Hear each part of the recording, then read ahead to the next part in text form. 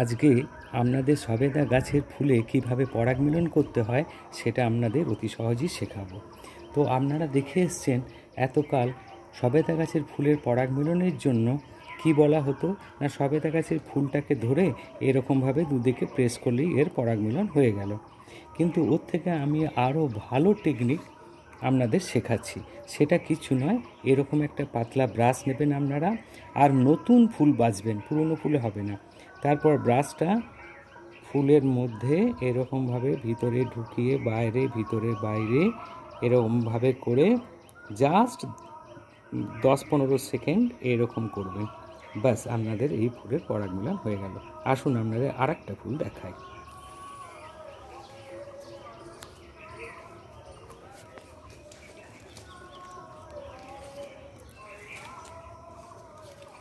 তো এই ফুলটাও নতুন ফুল, এটাকেও আপনি ঠিক এরকমভাবে ভিতরে বাইরে এরকম পাতলা ব্রাশ দিয়ে এরকম মিক্স করে দেবেন।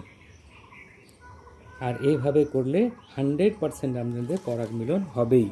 এবারে আপনাদের দেখাই যে আমার গাছের পুরানো ফুলগুলি থেকে কিভাবে পরাগ মিলনের সাহায্যে আমি সবেদা পেয়েছি। দেখুন,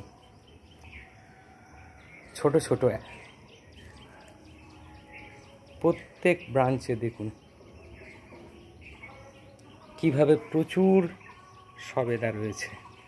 সবগুলোই অবশ্য ছোট অবস্থাতে আছে।